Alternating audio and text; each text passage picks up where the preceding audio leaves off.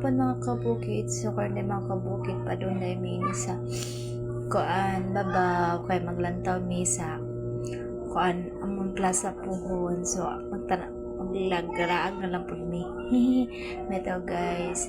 Puhon day guys. Basing ganahan mo manis ko arila mo sa amon kay hapit naman lagi pista karo April 27. Arila mo guys kay naami kami kalingawan nga ri. So mauna na siya guys. Di ani sa kuan babaw pasaka na miini guys. So ang unuban na akong chikiting ang mga bata na pauban-uban kuan ta pa kanang nanto ko'y kuan sure ninyo gusto kong maninda nga rin niya kay layo man uy kapoy man din isaka pangako mo pudayta pero business is life man lagi so laban lang bitaw. So day guys kanang baybay nga gamay mao din ang temporary nga kanang prisuhan sa mga mapabangbuang cherries bitaw guys. Umadyo na siya guys na temporary na siya guys.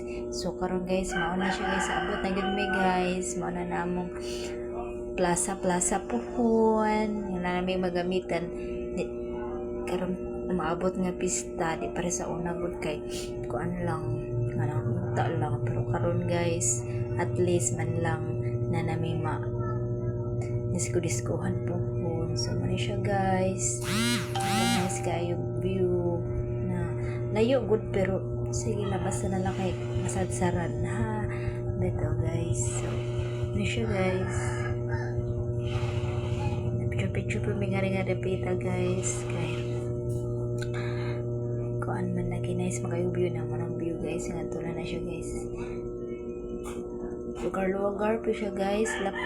Pag adto nimo gamay ra siya kanang hindi siya kayo dako tanawon pero pag nanaka mismo jud sa tunga kuan siya lapad siya kayo ano siya guys manang view na sa pabaw guys. So yan nagmisa pinakatuktok ini guys bukid gini mo lugar guys. So pasensya na cute sa mga kuan mudayo-dayo nga rin kay bukid jud pero at least man lang na nami temporary nga plaza karon guys pauli na mini guys na muna gaban mo mga lingging guys bitaw mo to guys. Thanks for watching, bye.